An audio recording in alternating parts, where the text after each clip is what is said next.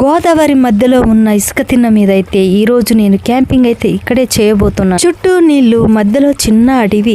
అంటే ఈ గోదారమ్మ ఒడిలో ఈ రాత్రి బస అన్నమాట. నేను అడవి బిడ్డ, నాకు ఈత అయితే వచ్చు. అర్ధరాత్రి వరద పెరిగిందనుకో నేనేం చేయాలి? ఈ రాత్రి అంతా అయితే గోదావరి మధ్యలోనే ఉండబోతున్నాం. ఏం జరుగుతుందో చూద్దాం. గోదావరి మధ్యలో అయితే చిన్న దీవి అయితే ఉందండి, అక్కడే మాకు క్యాంపింగ్. ఇదిగోండి ఫ్రెండ్స్, చూడండి ఈ ప్లేస్లోనే క్యాంపింగ్ చేయడానికి నేనైతే ఈ ప్లేస్లోనే క్యాంపింగ్ చేయబోతున్నాను. ఇక్కడికైతే అతి కష్టం మీద ఈత కొడుతూ అయితే నేను వచ్చేసాను. చూడండి చూడండి, ఈ పక్క నీళ్ళ, చుట్టూ నీళ్ళ, ఇట్లా కూడా నీళ్ళ, ఎట్లా గోదావరి మధ్యలో నేను ఈ రోజు క్యాంపింగ్ వేయబోతున్నా. ఈ రాత్రి గోదావరి పెరిగిన నా నిర్ణయం అయితే మారదు. క్యాంపింగ్ టెంట్, వండుకోవాల్సిన సామాన్లన్నీ మా ఆయన తీసుకొచ్చి పెట్టున్నారనమాట. ముందే మేము క్యాంపింగ్ వేసే ఈ ఐలాండ్ అయితే ఒడ్డుకు దగ్గరగానే ఉంది, అందుకే మాకు భయం లేదండి. మన రాత్రికి కావలసిన కట్టెలు, ఆకలేసినప్పుడు తినడానికి పండ్లు, ఆకులు అన్నీ దొరుకుతాయి ఇక్కడే. చూడండి, మనమైతే ఆ ప్లేస్ కట్టి మనము వెళ్తాం. ఇప్పుడు అక్కడైతే మనకు కావలసిన కొన్ని చెట్లు అయితే ఉన్నాయండి. అక్కడ మనకి ఏమేమి పండ్లు కనిపిస్తాయో మనం ఇప్పుడు వెళ్ళి చూద్దాం. ఫ్రెండ్స్, ఎంత బాగున్నాయి పండ్లు. మీకు ఎవరైనా కావాలా? నేచురల్, రూపాయి ఖర్చు లేకుండా, రూపాయి ఖర్చు లేకుండా తినొచ్చు. ఇవన్నీ మన చెట్లే. ఈ రాత్రికి ఇక్కడే ఉంటాను కాబట్టి వీటికి యజమానురాలు నేనే. సీజన్ వచ్చేసింది, పండ్ల సీజను. ఎవరికైనా కావాలంటే వచ్చేయండి. ఇవన్నీ తోట చూడండి, అసలు ఏ చెట్టు కాడ తింటారో ఏ కొమ్మ కాడ కోసుకొని తింటారు. ఇప్పుడైతే పట్టపగలు చాలా బాగుంది. రాత్రి అయితే ఎట్లుంటుందో చీకటిలో నాకైతే తలుసుకుంటే భయం వేస్తుంది. ఇప్పుడు నేను నడుస్తున్నదంతా గోదావరి మధ్యలో ఉన్న ఒక ఐలాండ్ అన్నమాట. నాకైతే చాలా సంతోషంగా ఉంది. మంచి క్యాంపింగ్ ప్లేస్ అయితే దొరికింది మాకు ఈరోజు క్యాంప్ చేయడానికి. అసలే పగలంతా నిప్పులు సెరిగేలా ఎండ అయితే బాగా కొడుతుంది. గోదావరి మధ్యలో అయితే చాలా చల్లగా కూలుగా ఉందన్నమాట.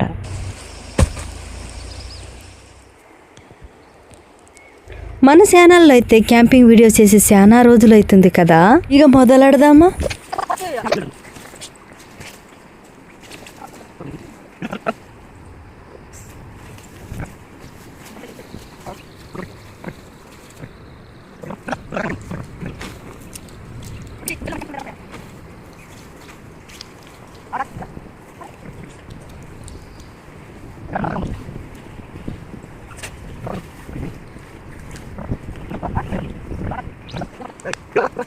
ఈ రాత్రికి మేము పడుకోవడానికి, ఉండడానికి టెంట్ అయితే సిద్ధమైంది.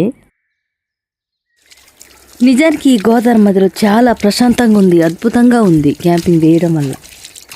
చూస్తున్నారుగా ఫ్రెండ్స్, మేమైతే గోదావరి మధ్యలో క్యాంపింగ్ అయితే వేసాము. దీని నుంచి గోదావరి రోడ్డు అయితే పక్కనే ఉందండి. ఏదైనా ప్రమాదం జరిగినప్పుడు మేము వెళ్ళిపోవచ్చు. క్యాంపింగ్ వీడియో అయితే చాలా బాగుంటుంది. ఇది ఏ గోదావరి అని అనుకుంటున్నారా? ఇది తెలంగాణ గోదావరి కాదండి, ఇది కుంట. కుంటలోకి మా బంధువులు ఉన్నారు. మా బంధువుల ఇంటికి వచ్చేసి ఇదిగో ఈ కుంట దగ్గర ఉన్న గోదావరిలో మేము చేస్తున్నాం అన్నమాట క్యాంపింగ్ వీడియో. చూడండి గోదావరి ఇది. మా ఆదివాసులు అయితే దట్టమైన అడవిలో ఇల్లు కట్టుకొని ఉన్నారే అనుకో, ఎలా తింటారు, ఎలాగా వండుకుంటారు, వేటిలో తింటారో అవన్నీ మీకు ఫుల్ వీడియోలో నేను చూపిస్తున్నాను. వీడియో అయితే ఎక్కడ మిస్ కాకుండా మీరైతే ఫుల్ వీడియో చూసేయండి ఫ్రెండ్స్.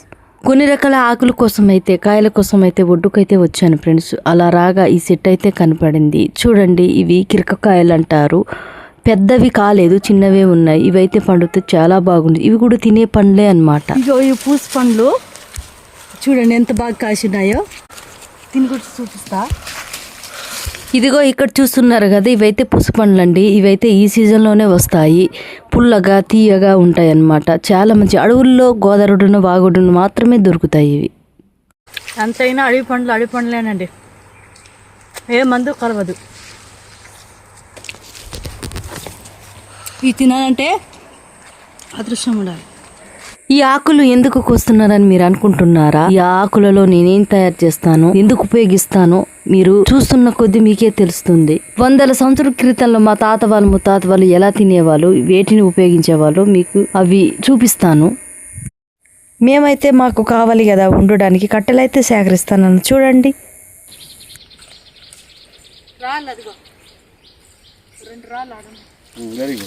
మాకు 3 పొయ్యిరాళ్ళు అయితే కావాలి. మేము వంట చేసుకోవాలి కదా. మాకైతే ఈ గోదావరితో ఒక ప్రాబ్లం అయితే ఉందండి. అదేంటో చెప్పనా? ఒక్కోసారి ఉన్నట్టుండి అర్ధరాత్రికి నీటి మట్టం అయితే పెరుగుతుంది. ఆ టైంలో అయితే మేము టెంట్ లోపలే ఉండిపోయి ఆదమర్చి నిద్రపోయినాం అనుకో, మా పని అయిపోయినట్టే. దేవుడి మీద బాణానైతే పెట్టేసి వంట కార్యక్రమం అయితే మొదలు పెట్టేశాం.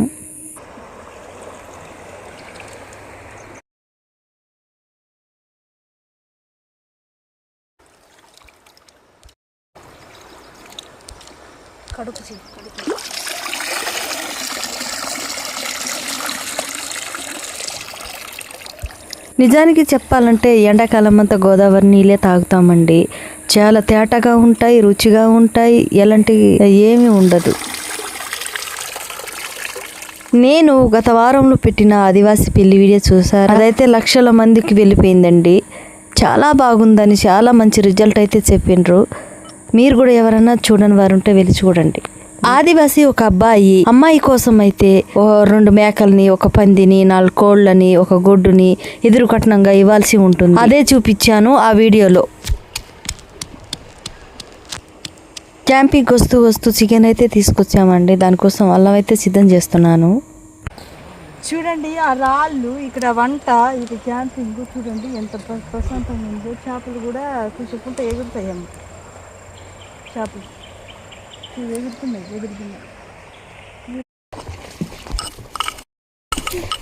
పొద్దైతే పోతుంది, నా గుండెల్లో గుబులైతే పుడుతుంది. ఆకులతో డప్పలైతే చేస్తున్నానండి. మేమైతే ప్లాస్టిక్ ఎప్పుడు తక్కువగానే వాడుతాము. ఆకులు డప్పలతోనే ఎక్కువ ఇష్టం మాకి. నీళ్లు, కళ్ళు ఇలా తాగడానికైతే తినడానికైతే ఉపయోగిస్తామన్నమాట. ఒక విషయం చెప్పనా, ప్రకృతి సిద్ధంగా బ్రతికితే క్యాన్సర్ అనేవి రావండి. ఉల్లిగడ్డలు, టమాటాలు, పచ్చిమిర్చిలు కోయడానికైతే నేను చెక్క లాంటివి ఏం తేలేదండి. చేతులతో అలవాటే కదా, అలాగే కోసానన్నమాట. కుండులో నీళ్లు చల్లగా ఉన్నట్టు కావాలి అనుకుంటే ఇలాంటి చలం అయితే తీయాల్సి ఉంటుంది. చల్లగా వస్తాయి అన్నమాట.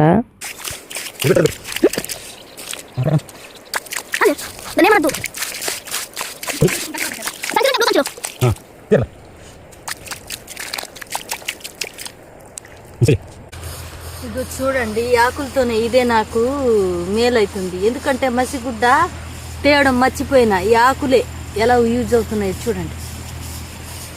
మనం సరిగ్గా చూస్తే మనకు కావలసినవన్నీ ప్రకృతిలోనే సరిగ్గా దొరుకుతాయి.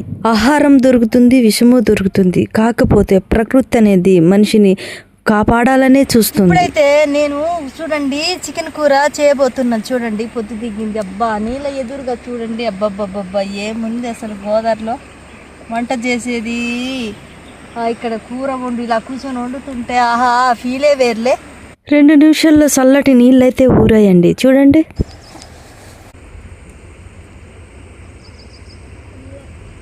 ఎప్పుడు వంటగదిలోనే వంట చేస్తూ ఉంటారా? అప్పుడప్పుడు ఇలా బయటికి వచ్చి వంట చేసి చూడండి. ఎంత ప్రశాంతంగా ఉంటుందో, ఎంత బాగా అనిపిస్తుందో మన మనసుకి.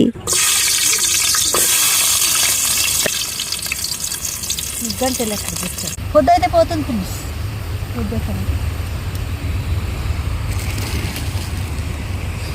చెక్క పడవలో చూడండి చేపలు ఎంత బాగా పడుతున్నాడో. సూపర్గా పడుతున్నట్టున్నాయి చేపలు వాళ్ళకి.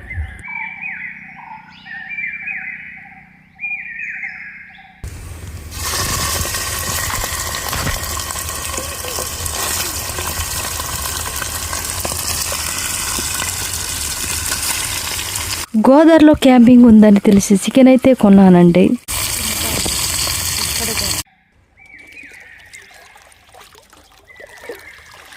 ఈ గోదావరి చూడండి మనిషి కంటే ప్రశాంతంగా ఉంది కదా. వరద వస్తే చాలు ఉగ్ర రూపం ధరిస్తుంది. గతంలో అయితే అడవి మధ్యనే క్యాంపింగ్ అయితే చేసామండి. మా కుక్క కూడా మాతోనే ఉనింది.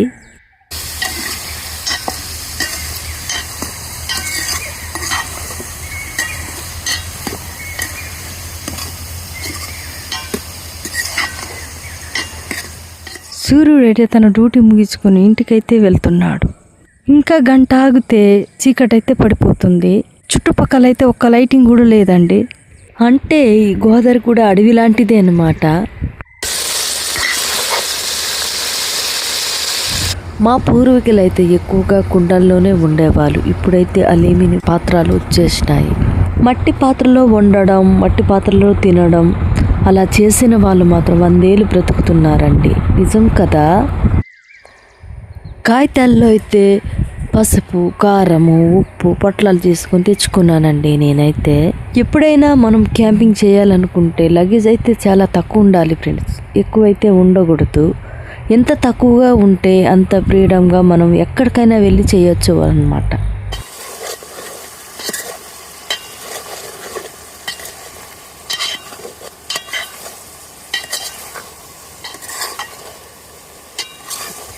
నేనైతే కారం వేస్తున్నాను. ఇదైతే మా ఇంట్లో పట్టిందేనండి. నా చిన్నతనంలో అయితే మా అమ్మ నాన్న కూరలు చేసుకునేటప్పుడు అయితే ఇలాంటి మసాలా అయితే వాడేవాళ్ళే కాదు. క్యాంపింగ్ టెంట్లోకి అయితే ఒక బర్రెదోమ అయితే దూరిందండి. చూడండి, ఇవైతే ఎద్దుల మీద ఎక్కువ వాళ్ళు కుడతా ఉంటాయి అన్నమాట, రక్తాన్ని పీల్చుతూ ఉంటాయి అన్నమాట. అలాగే మనం దొరికితే మన రక్తాన్ని కూడా పీల్చడానికి వచ్చింది. చూడండి, ఇలాంటివి అప్పుడప్పుడు కలుస్తుంటాయి. క్యాంపింగ్ చేసే వాళ్ళు చాలా జాగ్రత్తగా ఉండాలి ఫ్రెండ్స్. ఆకులతో డప్పలు అయితే నేను కుట్టేశానండి. మా పూర్వీకుల్లాగా ఆదివాసీ పెళ్ళిళ్ళు కూడా తినడానికి ఇవే వాడతారు. మోదుగాకులు, తునికాకులు వాడతారు పెళ్ళిళ్ళు. మా ఇద్దరి కోసం అయితే ఇవి తయారు చేసేసుకున్నా. వీటితోనే తింటాం ఇప్పుడు అన్నం మేమైతే. చూడండి ఈ డప్పలతో. ఓకే,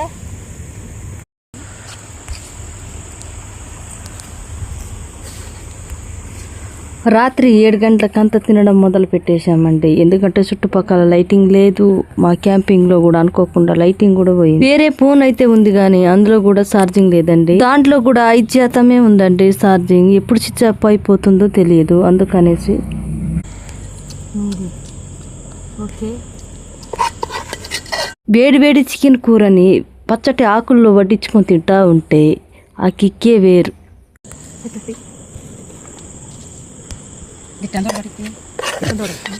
చికెన్ అయితే భలే వాసన వస్తుంది. గోదావరంతా అదే వాసన.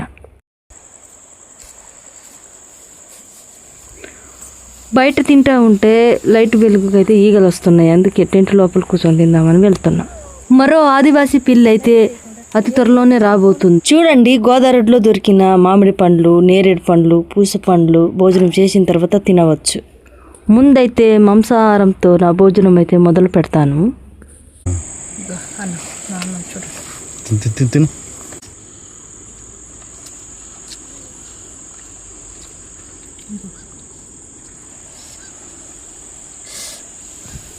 కూర అయితే వేడివేడిగా ఉంది. కొంచెం పారితే బాగుండేది, కానీ చీకటి పడుతుందని అప్పటికప్పుడే దించేసి తినేస్తున్నా. ఈరోజు నిజంగా మేము చాలా అదృష్టవంతులం. మా ఆహారంతో పాటు కొన్ని రకాల అడవి పళ్ళు కూడా మాతో ఉన్నాయి. భోజనం చేసిన తర్వాత అయితే వాటిని తింటాము.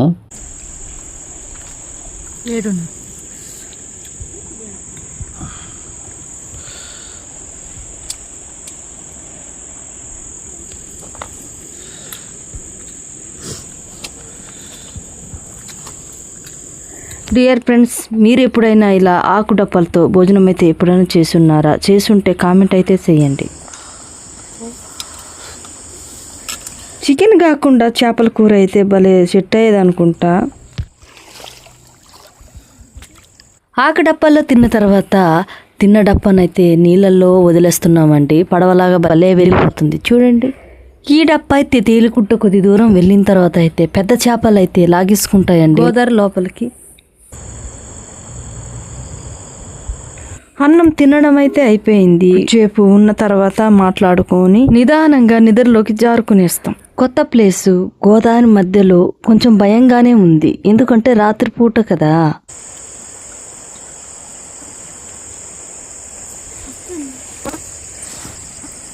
చూడండి, పురుగులైతే ఎలా వస్తున్నాయో లోపలికి సెల్యులైట్కి. వీటి వల్ల మాకైతే ఒక ప్రమాదం కూడా ఉంది. ఈ ఈగల పురుగుల శబ్దానికైతే పాములు, తేలులు కూడా రావచ్చు టెంట్ దగ్గరికి. చల్లటి గోదావరి తీరంలో మా టెంట్ ఒకటే వెలుగులో ఉంది. చూడండి, ఇప్పుడు టైం అయితే 8:30 అట్లా అవుతుందండి. నిజంగా ఒంటరిగా ఉన్నాం కాబట్టి పెందలాడి పడుకోవాల్సి ఉంటుంది.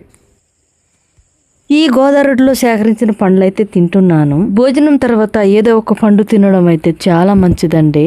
అందులోనూ ఈ పండ్లు నేచురల్ గా దొరికిన పండ్లు బాగున్నాయి కదా. ఇప్పుడైతే ఎండాకాలం కదా, బాగా టెంట్ లోపల ఉంటే వేడిగా ఉక్కుగా ఉందండి. మైసూర్లో అయితే చిన్న ప్యాన్ తీసుకున్నాను. ఆ ప్యాన్ ఎక్కడికి వెళ్ళినా నాతోనే తీసుకెళ్తాను. ఈ రోజు ఈ టెంట్ లో అయితే చాలా బాగా పనికి వస్తుంది. చూడండి, చల్లగా ఉంది.